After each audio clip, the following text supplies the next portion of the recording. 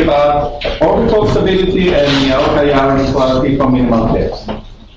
Thanks so much. I would like to thank the organizers for this for the invitation.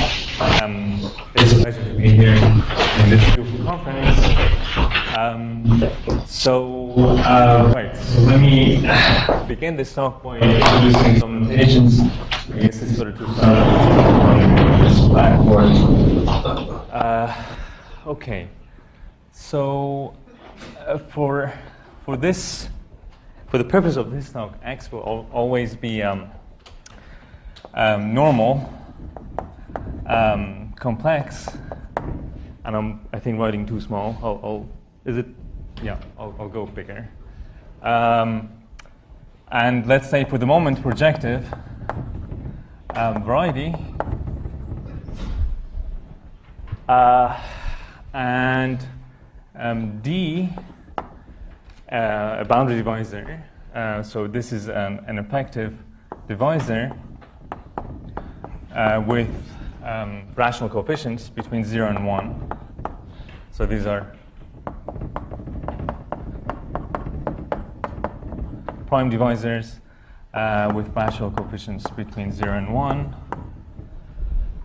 And because I will keep differentiating between divisors that are reduced and those that are not, to make things a little bit more clear, whenever D is reduced, I will use a notation like this. So this will be an effective reduced divisor. So this is the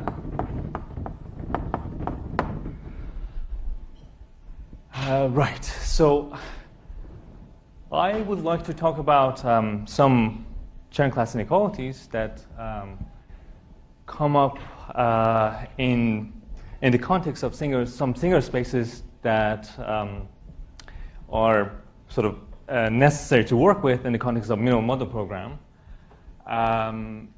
So I'd kind of like to remind you the main problems in that program. Before I do that, I'll just make a definition about what is a pseudo-effective divisor. So something I should also say is that although I assume that this is normal, all the time I'm assuming that the singularity of X is not that bad in the sense that X is Q factorial. So this will be a global assumption. So meaning that all the Weyl divisors are Q Cartier here. Right. Now, so we say a Q Cartier divisor L is pseudo-effective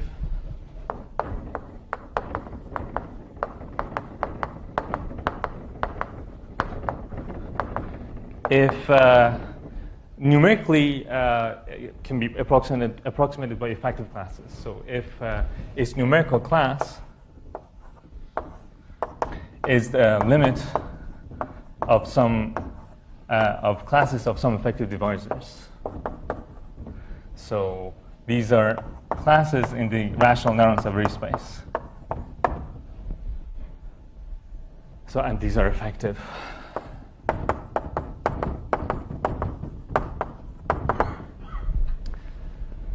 Now, okay, so let me remind you the sort of main conjectures in the minimal model program.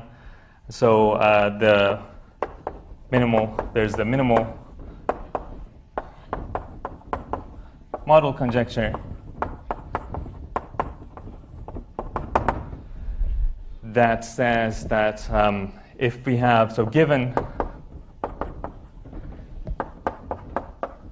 a pair of normal, let's say, projective variety, and with a boundary divisor dy, and just for simplicity, let's assume that this is already log smooth. So let's say this is already log smooth, and by log smooth, I mean actually y now is smooth projective variety, and the boundary divisor has a simple normal crossing support. So given a pair, if the log canonical ky plus dy is pseudo-effective,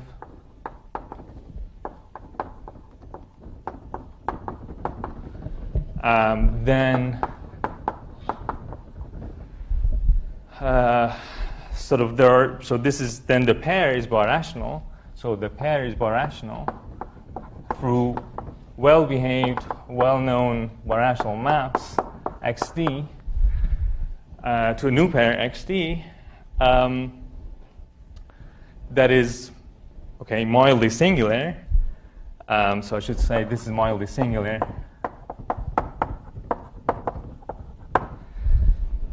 Such that the log canonical of this is now nef.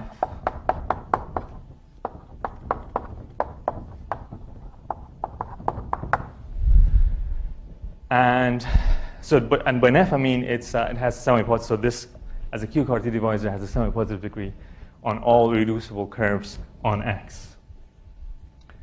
So, right. So this is the minimal model conjecture, and the abundance problem for minimal models. So the abundance conjecture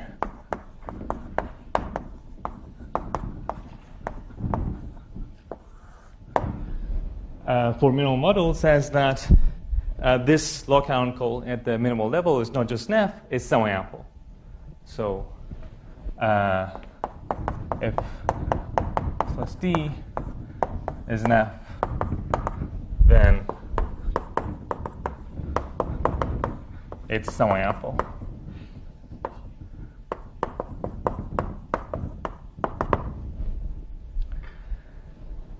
So,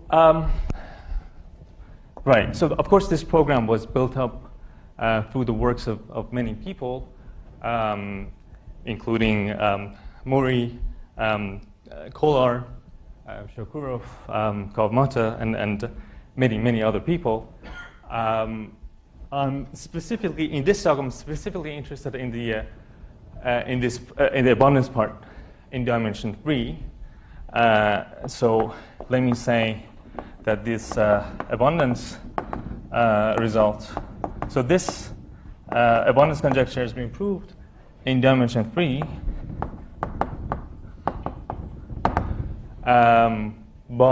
through the works of many people, and so including Miyaoka, Kawamata,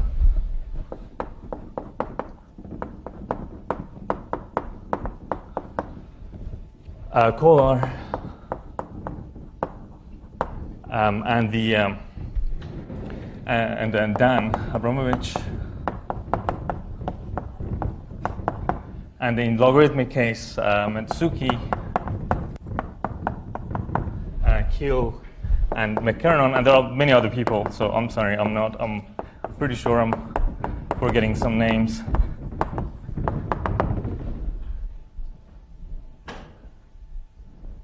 Right, and so the proof of this conjecture in dimension 3 is sort of in a crucial way is centered around a result of Miyaoka, the generic semi-positive result of Miyaoka. So I like to emphasize I will kind of explain how that result through some Chern class inequalities somewhat helps with this conjecture, and then tell you sort of what we want to do. But so let me sort of try to explain what Miyaoka's result is. Before I can do that, I will just explain what is this semi-positivity or negativity notion of Miyaoka. And this is basically a sort of numerical property, really. So a semi-negative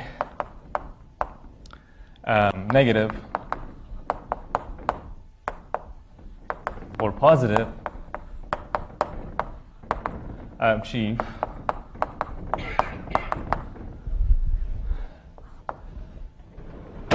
so right, so let's say E is a torsion-free sheaf. We say that is semi-positive. Well, let me just say semi-negative. Semi-negative with respect to an ample divisor.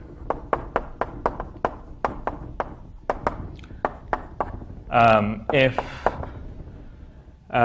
for all torsion-free subsheafs of E, we have sort of a semi-negative degree. So first Chern class of f dotted with hn minus 1 is semi-negative.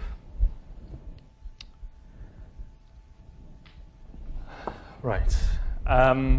Now, okay. So now the theorem of Miyaoka. I mean, all these generic semi-positivity results. So the generic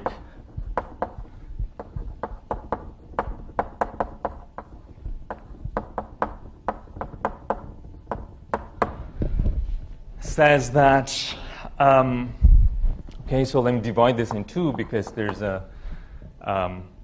also a logarithmic version that I want to talk about.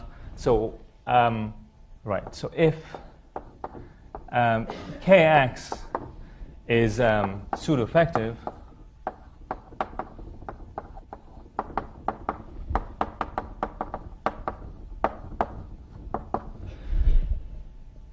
and right. So here x actually has very modest singularities. So I'm assuming that x has only canonical singularities. Unfortunately, this talk I have to keep talking about different singularities, and I do not want to make this too technical. I will say what sort of singularity I'm talking about, but I won't write it down. It was just too much. But here, x has only canonical singularities.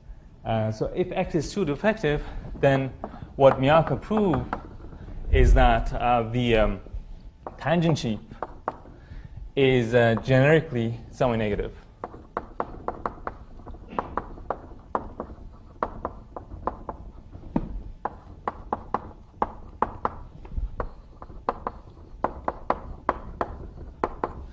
And by this, I mean that so the tangent sheaf is semi-negative with respect to any ample divisor.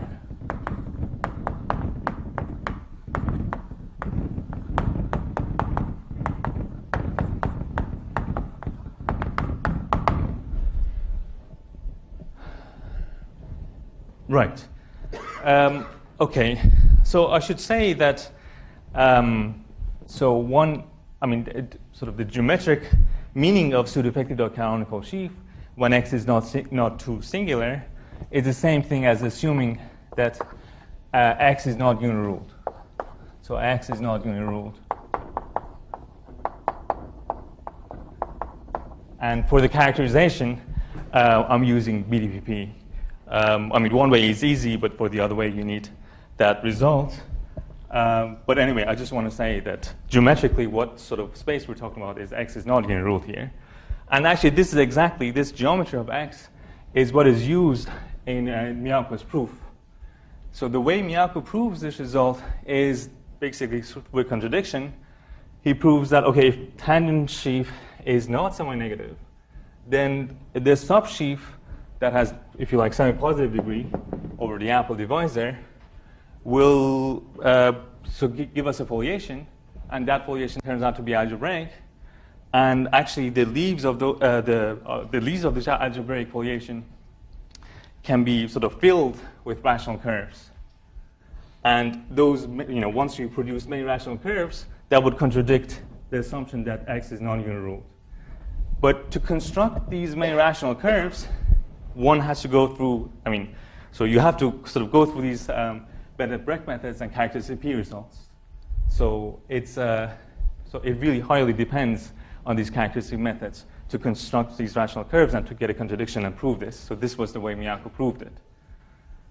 Now, in the case, so when kx is nef, so if you assume furthermore that kx is nef, so we are at the minimal level, then Miyaoka again used sort of various tricks, including a theory of Q twisted sheaves, to prove an interesting Chern class inequality. So he proved that second Chern class of x minus first Chern class work of x dotted with any ample divisor or h n minus 2, and that n is supposed to be the dimension of x is greater or equal to 0.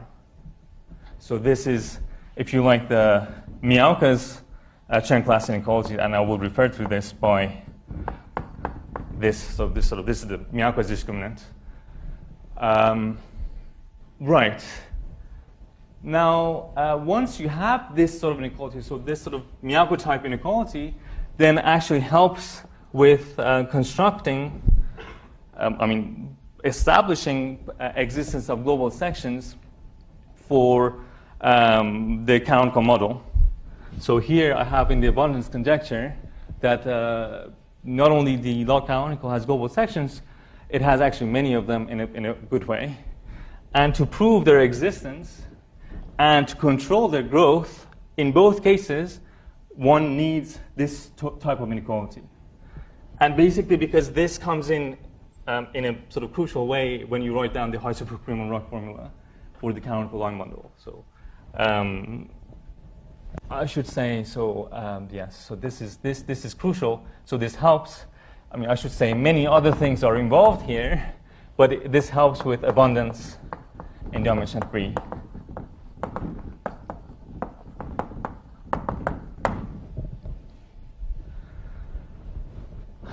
So the interesting thing is, if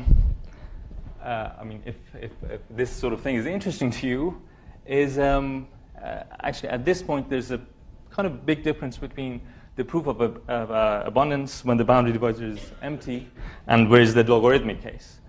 Because once you know that canonical is an F, it's definitely pseudo-effective, and you know that you're in the non-ruled case. You know something about geometry of X, and so you have these sort of inequalities. But in the logarithmic setting, the fact that the log canonical is an F is not saying anything about the geometry of X. So Miyaoka's type trick to prove his semi-positivity result wouldn't work. So the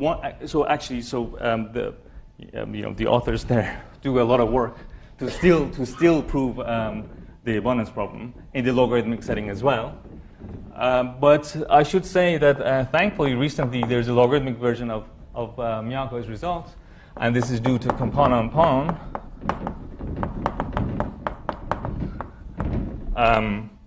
So this says that, okay, if we are in the pair situation, again, I'm assuming that this pair has very mild singularities, and here log canonical would be fine. If canonical X plus D is pseudo-effective, then the logarithmic tangent sheaf. So for simplicity, let me assume that we are in the case where the boundary is reduced. So I don't get into trouble, at least for the moment, in defining what the tangent sheaf should be. So this is the logarithmic tangent sheaf in the usual way. Is generically semi-negative.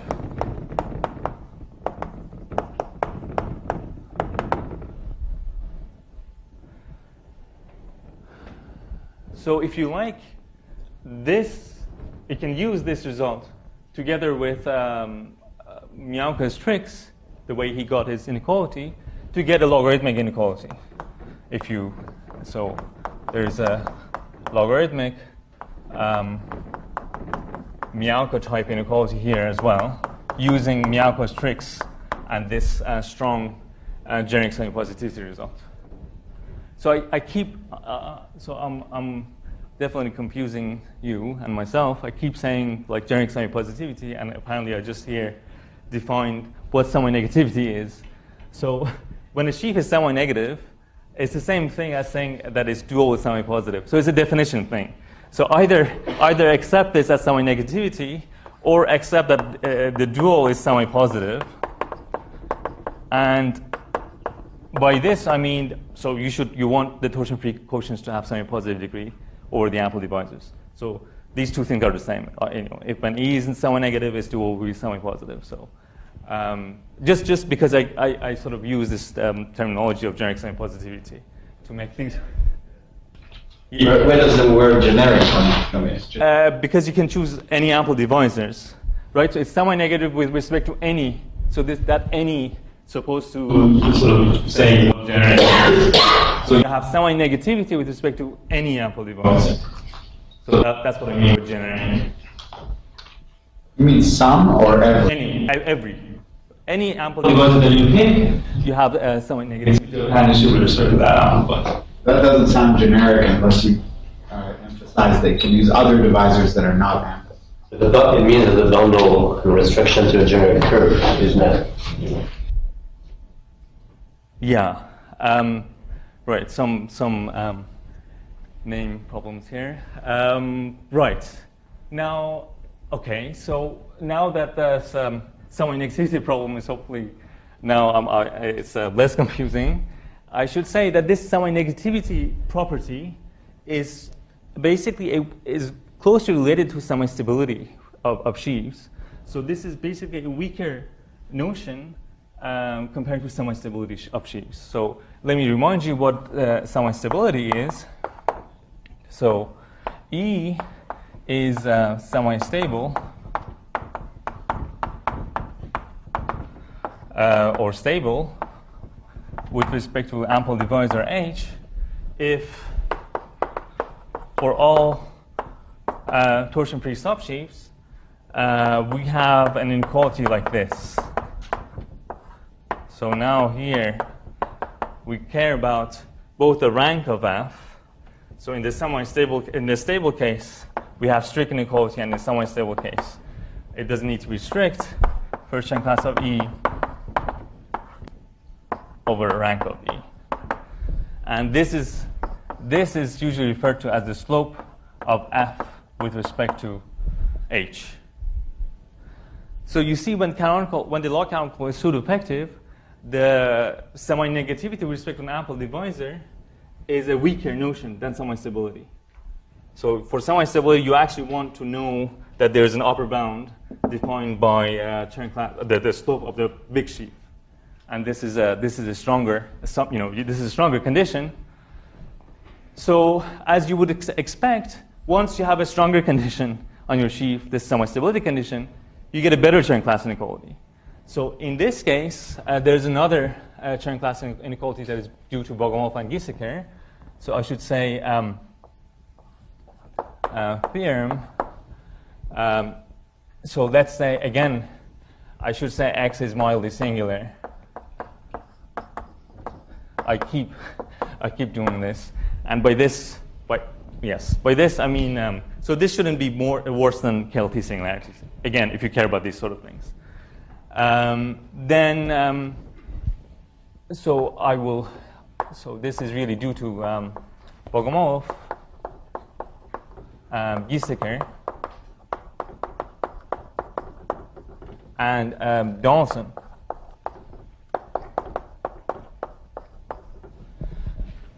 Which says that, okay, if you have a, again, torsion-free sheaf that is semi-stable,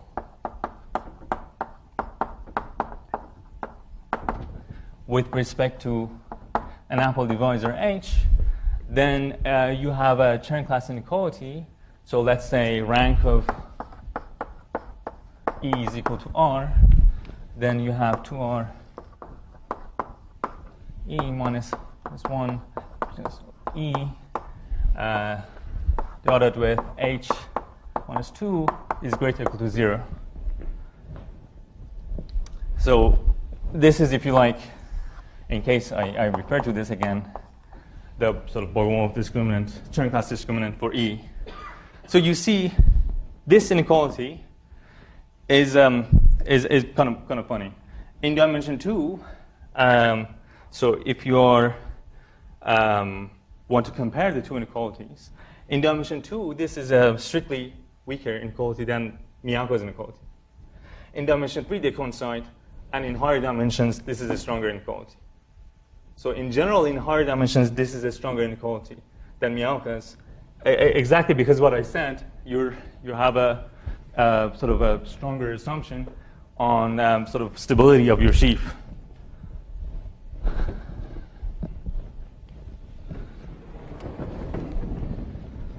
So to see that, just to give you an idea, sort of how these inequalities, for example, can follow from a sort of notion like semi-stability, An easy way of seeing this is if you sort of trace a correspondence between the notion of slope stability, that sort of stability, and existence of some canonical metrics. So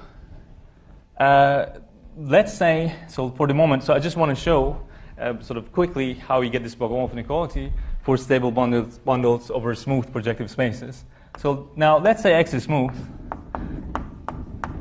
so that everything is nice, and let's say E is a bundle, so it's locally free.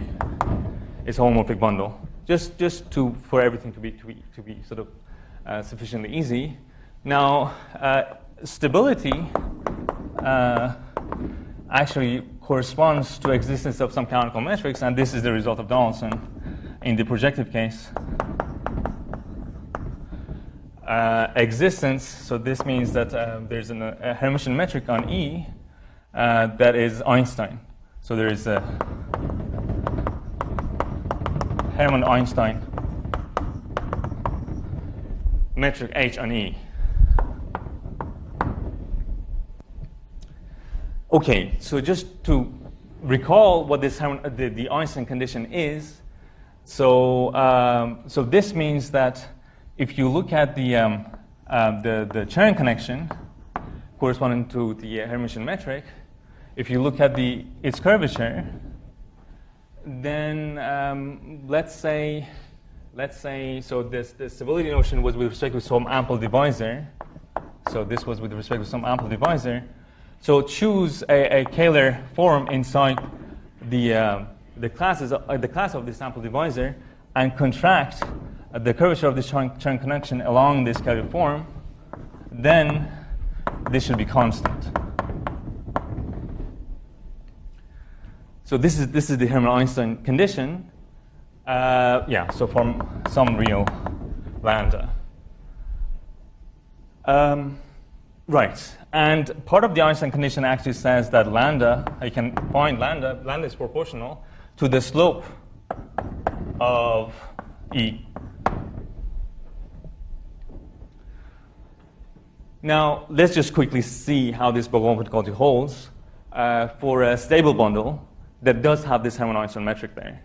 So the Bogomolov discriminant of E, if you take its negative, it turns out to be equal. Some Chern class calculation shows that this is equal to second Chern class of end of E.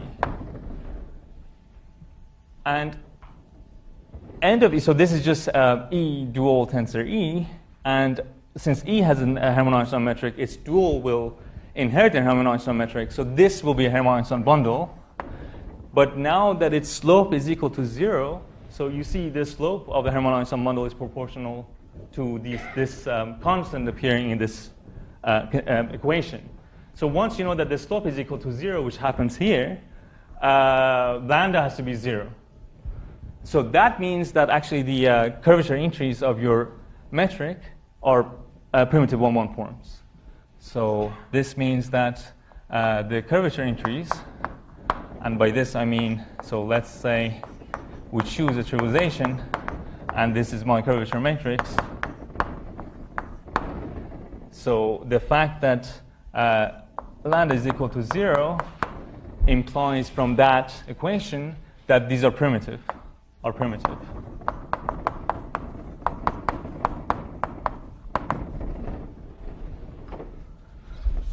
But so the good thing about primitive 1-1 form is that this Hodge-Riemann bilinear form has a sign on them. So there's really not that much left to see that because of this nice smooth metric, this Chern class inequality holds points. So back to that equality. Okay, if we write down in terms of curvature what this is, so this is half of trace of this curvature matrix, okay, modulo some constant, so I should say -1 by wedge with conjugate transpose. And okay, so I should say, because we care about this Chern class inequality, I should wedge it with the Kahler form that I've chosen. in the ample class. So when you write this down, you get something positive, and then so this looks like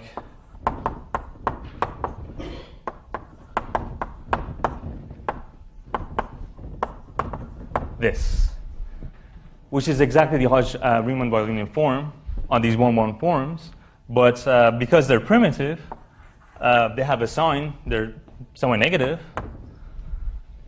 and that gives you the Bogomolov inequality that you're looking for. So in the case where you do have this honest, nice, smooth Einstein metric, you can get this inequality very easily.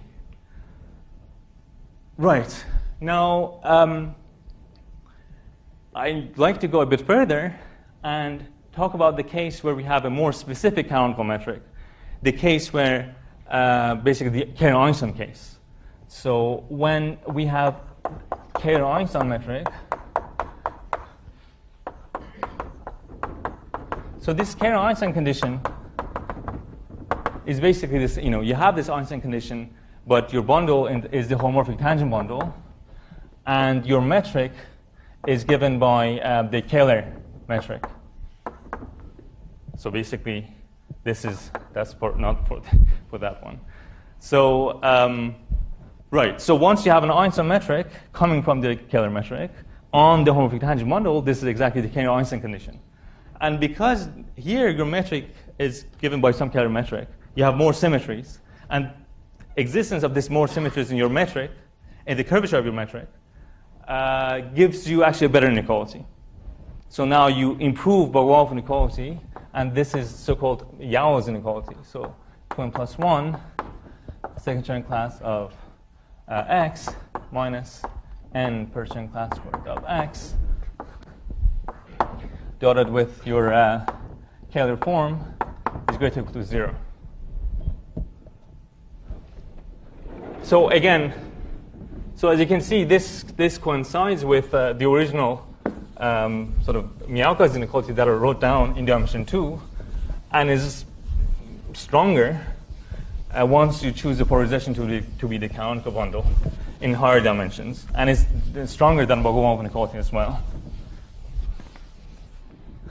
So right. So in the case where let's say x is smooth, so let me say x is smooth as before. So I'm talking about these metrics. So kx is ample. The Yau result says that you have this Kahler-Einstein metric. So you have the Miyaoka-Yau inequality. So because I have sort of different notations, so let me refer to this by the Yau discriminant of x. So you have these Yau discriminant of x, kx, and minus 2 greater or equal to 0. And so also there's a, in the logarithmic setting, if you're interested in the logarithmic setting, so let's say this is log smooth, and let me say this is reduced, then right. So by result of Tian Yau of a sort of existence of some sort of Kahler-Einstein metric that becomes singular along D, you can also get a logarithmic Chern class inequality.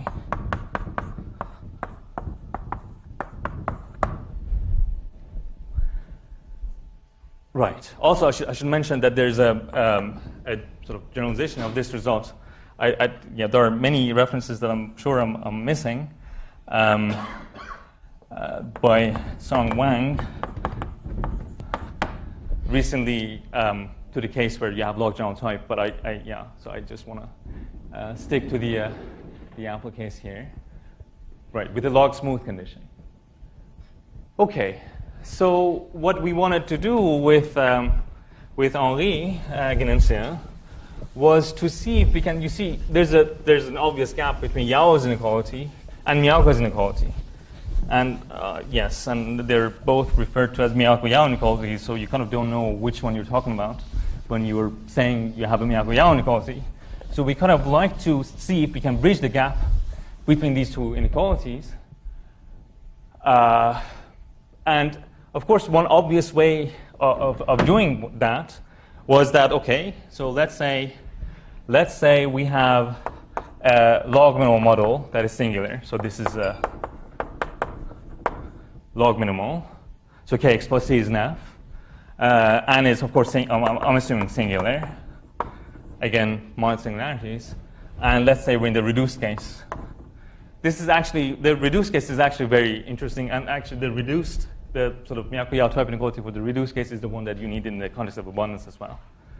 Now, let's say this is, the log canonical here is an f, but not ample, right? Then we want to see if, so we know we have Miyaoka type inequality here, but we don't know if we have a Yau type inequality here.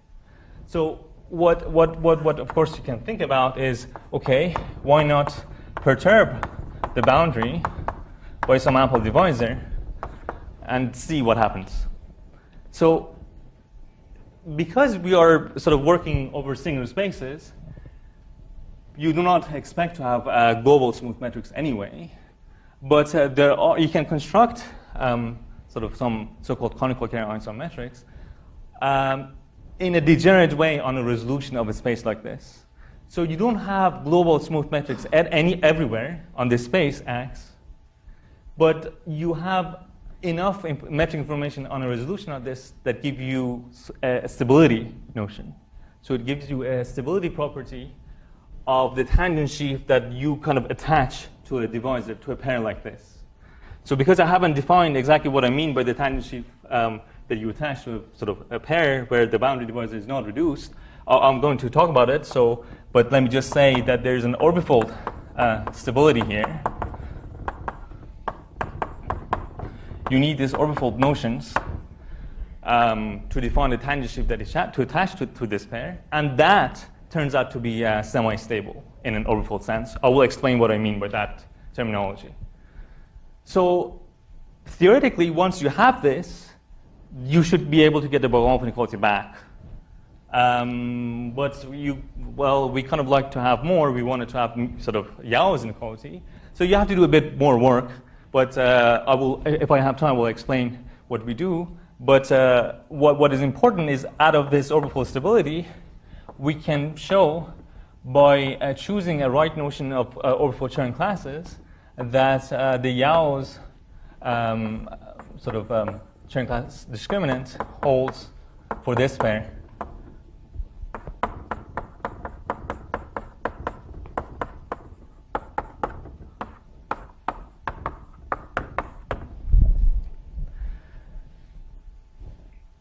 So this is the right format that we were looking for in the it's sort of the Yau's discriminant. I'm not being precise about this polarization. Well, actually, here I'm being precise, but after I take the limit, okay, so let me not jump. But the thing is, okay, so we have some inequality here when you perturb the boundary, but then you want to go back to your original pair. So what you kind of like to do a limiting process. So there should be a limiting process that preserves this semi-positivity for your discriminant of Chern classes. So there's a limiting process here that gives back the gives you the inequality that you're looking for this pair. And this is the result. So let me just write it down. So the theorem is, let's say xd reduced if kx plus d reduced is an f, then, and right, so here, again, I'm assuming mild singularities. And just to be consistent, here we were talking about DLT singularities. Then the Miyaoka-Yau discriminant of this is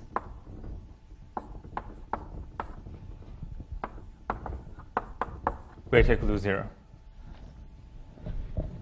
So you're kind of taking the limit of the inequality that you have here, and you want that to be preserved. So this is I used to, so in the previous life, it was always Miyaoka-Yau inequality for me in one place. But here, I'm really talking about the Yau discriminant. Yeah. Right. So, yeah. So another reason that we were interested to see if we can get this inequality was that basically, if it's possible to directly get that Chern class inequality that you need to prove abundance, avoiding characteristic P methods of Miyaoka. So basically, there's no. So this also does that.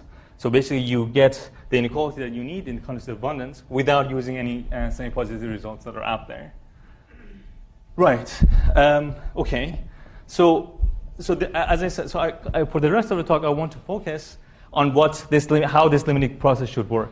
What should be the right notion of Chern classes here for this limited process to work?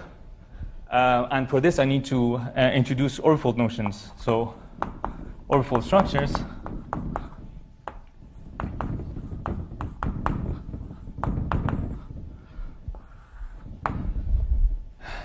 Okay.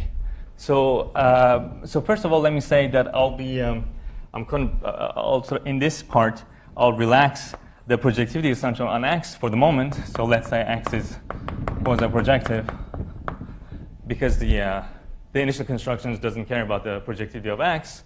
And let me be more precise about the coefficients of these boundary divisors. So di is of this form.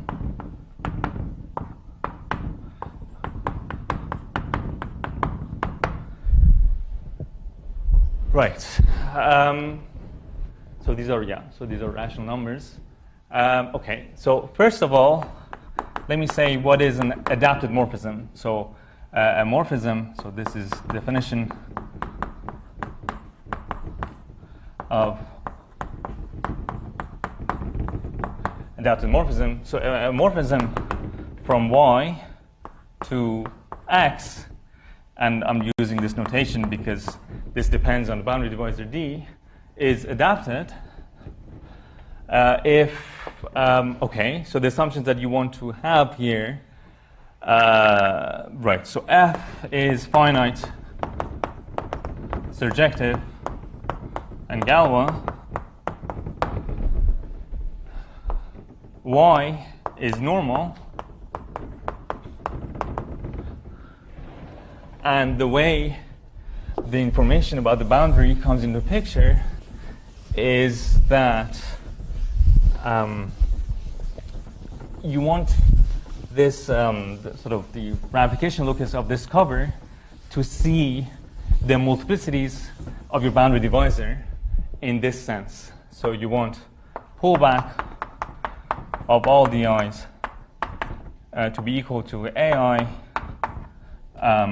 d prime I. So this d prime I is some Weyl divisor in Y. Okay, so that's adapted morphism, and so I call it the adapted morphism orbital. So we say F is orbital if the branching locus only happens along the divisor D. So there's no extra branching. So the branch locus of F in codimension 1. I don't care what happens in higher codimensions. In codimension 1, it's inside the support of D. Right. And then so now let's talk about sort of orbital structure. So let's say, so I call sort of a data, so smooth orbital structure.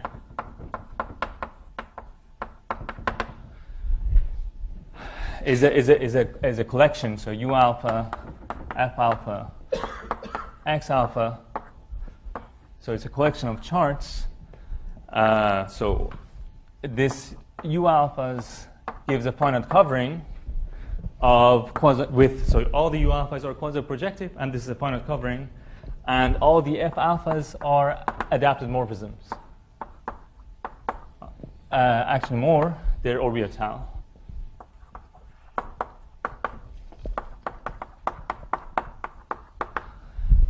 And for the smooth part, we're assuming that X alpha is smooth. So I refer to that data as a smooth orbifold structure for the pair XD. So basically, I mean, this is really in a sense, this is the special example of smooth Mumford snacks, but it's really a special case because all we're talking about. So these are like all orbifold spaces. Okay, so let me give you some example. So in the case, let's say XD is log smooth or Q factorial, then a construction of Kolmata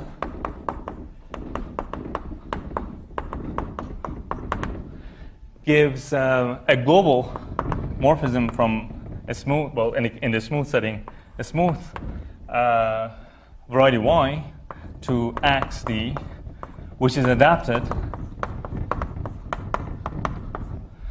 but not orbital.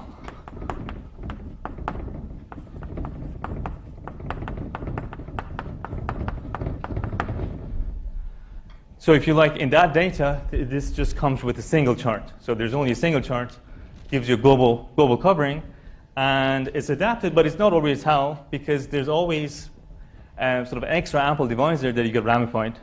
The way this is being constructed, you cannot, there's, so always some extra divisor over which you get ramification, and actually that makes this construction non-canonical. And now an example which is sort of more local, and this is in the context of what I want to talk about. So let's say we're in the case where this is our original setting. So we have a pair with model singularities, and then I add this extra term for a suitably chosen ample divisor. You can make sure that this has a smooth orbital structure in codimension 2. So this is basically part of the basically the main reason for this is once you have assumption that X is KLT or DLT, this is quotient singularity codimension 2, and that helps you to construct a smooth orbital structure in codimension 2. So it has a smooth orbital structure in codimension 2, and by this I mean there exists a quasi-projective variety x0 inside X with high codimension over which we have an orbifold, smooth orbifold structure. So when you restrict your boundary data, this is x0, you have a smooth orbital structure.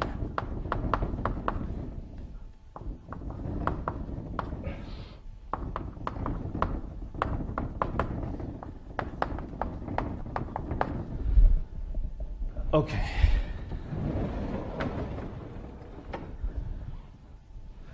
Right. Now, I like to sort of make clear why in the sort of in this process, in this limiting process that I talk about, why is it that, I mean, we could just use the Kolmata construction and work with that. So I want to build up towards why this sort of more local structure, this sort of static structure is necessary for that limiting process to work.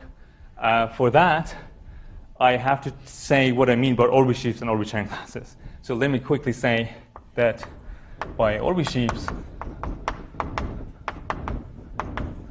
so let's say we have a data, so of orbital structures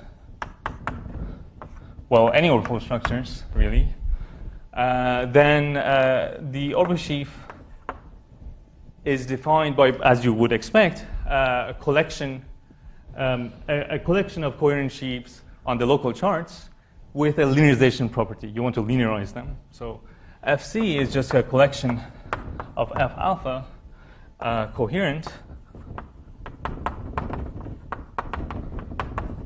on these local charts, and they're linearized. So they're in a sheaf sense invariant under the Galois action. Yeah. So if I take this to be, so I ask alpha to be, if you like, so either G alpha linearized G alpha sheaf, or whatever name that you like, but this invariance in the sense of sheaves. And of course, you sort of impose the usual compatibility conditions over the overlaps. Now, once you have this orbital sheaves, then let's say how we should define orbital classes for orbital sheaves over, basically orbital sheaves over single spaces. So for this, one uses the the construction of Mumford for Q varieties and Q sheaves. Basically, what we do is that, so assume that this orbifold structure is smooth. So this is a smooth, let's say this is smooth orbifold structure. Just to be consistent, let's say orbital, but so we have these local charts. So we have these local charts. X alpha here are now smooth. And then out of these local charts, you can construct a global map that factors through these local charts.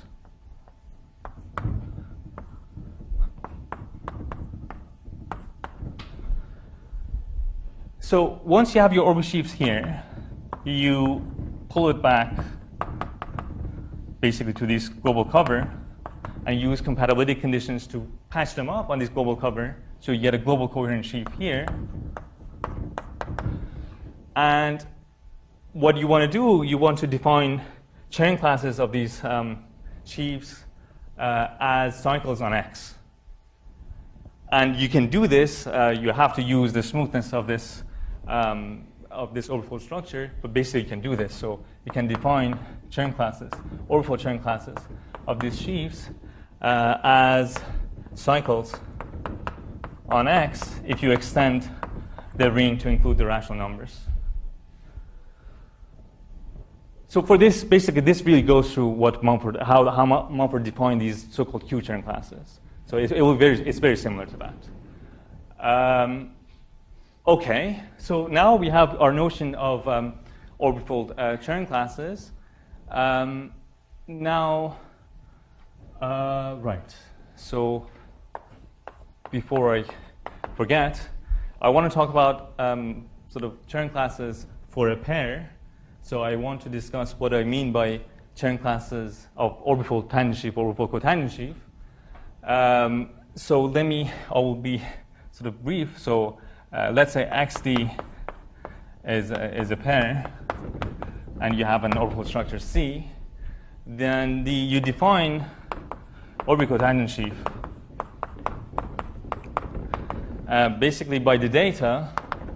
So these are sort of given by subsheaves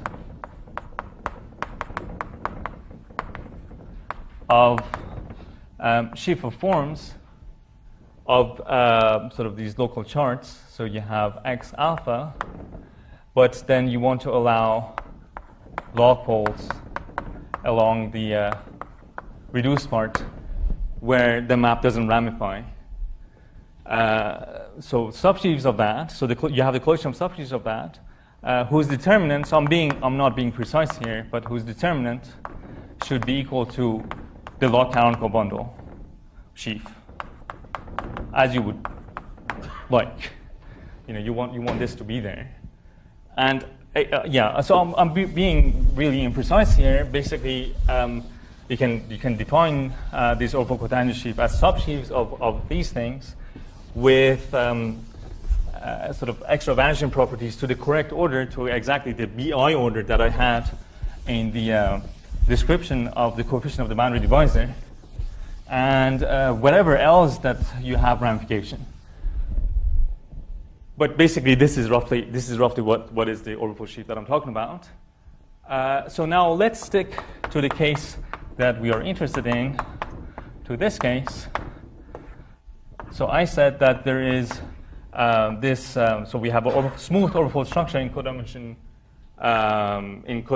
2 over x0. So I can talk about an orbifold cotangent sheaf of a pair like this as an orbifold sheaf in codimension 2. So then I can define its Chern classes. But the Chern classes of this, the orbifold cotangent sheaf here, will define a codimension 2 cycle on x0. But because of because of dimensional reasons, you have this localization exact sequence for child groups. So this will give you, this is an isomorphism, so you basically extend this as a codimension 2 cycle across X. So now we can define intersection products. So once you define a C2 of orbital sheaf like that as a cycle, along, on X globally, then you can define intersection products. So this is how we define the orbifold second Chern class. So just a quick word that why not just use Kahler-Einstein construction? So in Kahler-Einstein construction, if XD is not too singular, you can make sure that the cover Y is not too singular. But so you can define orbifold Chern classes here. But then you'll be working with cycles on Y, and as M changes, the way this is being constructed, this cover will change. So it's not clear how you can control C2 once the cover changes. Basically, because you cannot control the singularity in codimension 2 on this cover as the cover changes. You see this smooth orbifold structure that I have here, as M changes, this local data changes. But the thing is, because this local data stays smooth, basically the singularity of this cover doesn't get more complicated as M grows, which happens in the Kahler-Einstein construction. So this is why we really needed this local data to prove that there is a sort of a continuity result for orbifold Chern classes here. So what we do is we prove that once you take the limit, you really do recover C2x of your original pair that you started with. Right? Okay, so I don't have that much time left, but so let me just quickly say, so now that we know this sort of Chern classes behave well, as I said, what we do first is that we sort of construct some degenerate Kahler-Einstein metrics on the resolution of this pair. That is not good enough to prove a Chern class inequality directly here, but it's good enough to prove a semi-stability for the orbifold cotangent sheaf as I defined. So there's an orbifold stability for this pair. Then, okay, so that will immediately give you Bogomolov inequality, but if you're picky, that's not good enough for you. So, but then there's this observation of Simpson that you have to kind of reuse, that you don't really need slope stability to get Bogomolov inequality. You can go for a weaker notion of Higgs stability to still get Bogomolov inequality. So basically, what we do is that we construct a Higgs sheaf, or orbifold Higgs sheaf, out of the data of the orbifold tangent sheaf.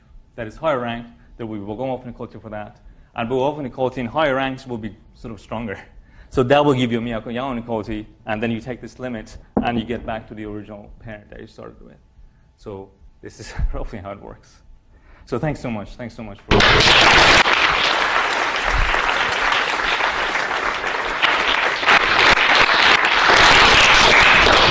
Questions to the speaker? in the absolute case, people think very much when the Miyaoka-Yau inequality is an equality. Are those? Yeah. Right. There's some similar thing in this one case. Right. So one thing that I completely avoided because this was not central to the topic of this talk was another reason why these the Yau inequalities are important is for uniformization when you get the equality. And actually, so we have a result with Stefan Kevicus, Daniel Greb, and Thomas Peter now, that when we are in the absolute case, when there's no boundary divisor is empty, then you do get a ball quotient. So you get a single ball quotient when the equality holds. So one would like to know if the orbifold Chern class equality holds, you have a orbifold ball quotient. And my guess is that this should be true. This has been proved in dimension 2 by Kobayashi in the 80s. So I would expect that this should be true in higher dimensions as well. But we haven't worked. There are some subtle things that has to be worked out. Yeah.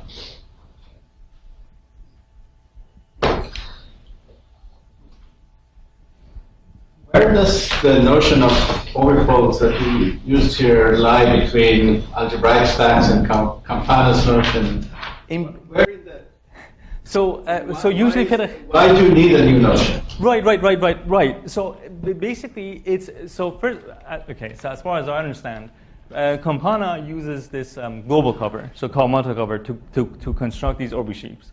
He doesn't. He calls orbifold cotangent sheaf, and that's a sheaf that is defined on this global cover Y. There's only one chart. At the beginning, we thought that would be enough.